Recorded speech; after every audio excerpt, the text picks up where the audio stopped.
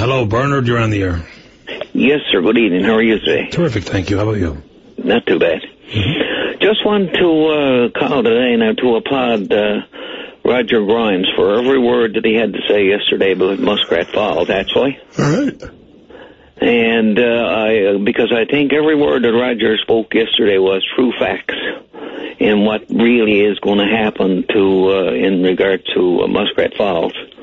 Now, speaking as a senior, my biggest fear is, as Roger was talking about, seniors, people on fixed income, people on minimum wage, all of the families that are going to be earning from anywhere from $20,000 to $30,000 a year maximum, those are the people that are going to be concerned and burdened by this Muskrat Falls thing. Well, we're all going to be burdened. I guess the trick when it comes to the amount of our bill is how much would they be if we do other things? For me, like I couldn't care less if it's hydro or gas or wind. Like I really don't care what allows me to flick on the lights. I just care how much the bill's going to be. So when you compare what it's going to be to Muskrat to everything else, that's where my concern lies. Now, when are we going to get a fair analysis of that? Well, so far we can't get an answer because I'm sure 100,000 people, not 100,000, but that's exaggeration, but thousands of people are trying to get an answer. Now, the only answer that I could get so far, any clue at all, was from Nalcor itself months and months ago. They projected that in 2010, that was, to the government that we'd be paying anywhere from 16 to 18 cents a kilowatt hour. Now, that's also with using a figure $1 billion, which we know is not going to be nowhere near what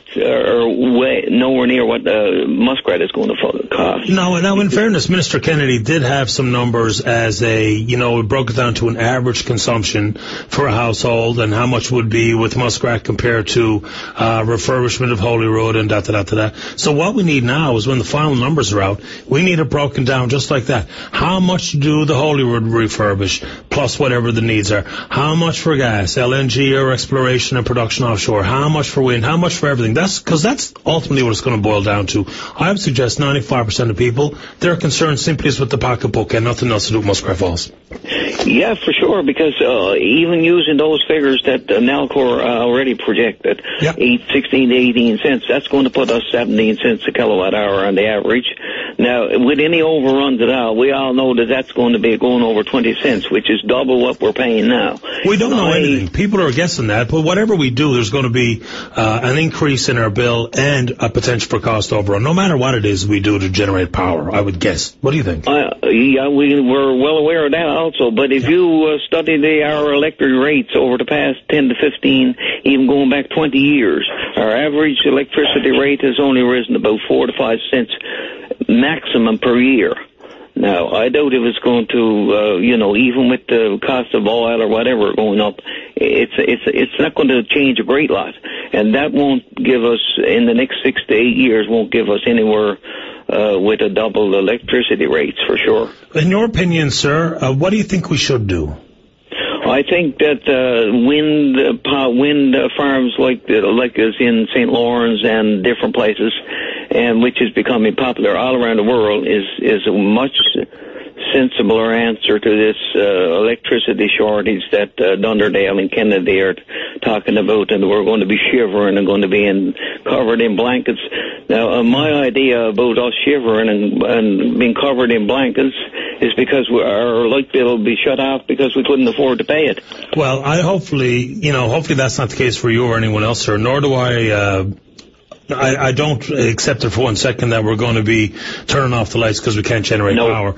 But, wind, even 99% of people know that, or will say that wind cannot be your primary source of power. So we still have to have something else, whether it be spend $1 billion or whatever the number would be, $700 million to refurbish Holyrood, have additional small hydro, whatever the case may be. It couldn't only be wind.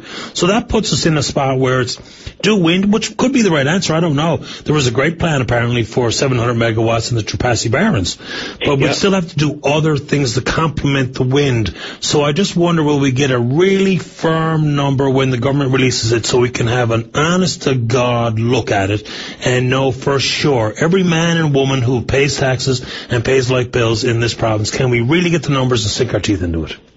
Well, even with Muskrat, there's fowls are still going to have, or they're still talking about some sort of an emergency backup. So that means Holyrood is still going to be there, I think so.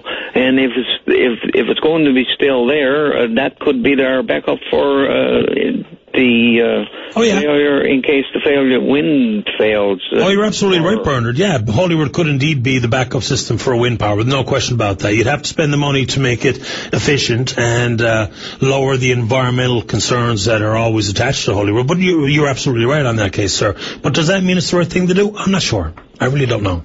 No.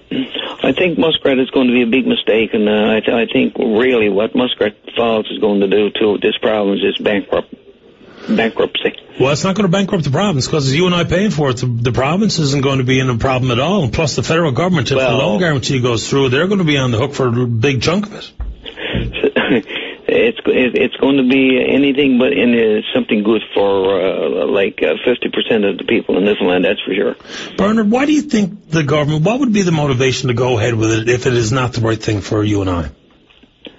Big motivation of this, I think, is history. Simply history. Just to... Names in history. Is that right, eh? So it's just legacy projects and the old Quebec foolishness? Foolishness, for sure.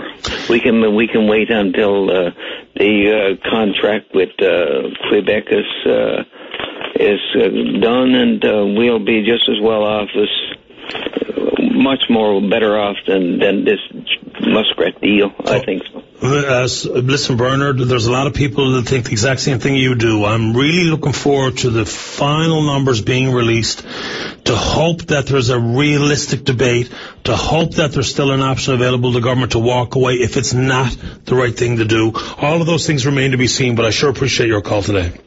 Okay, sir. Thank you very much. All the very best to you. Okay, bye-bye.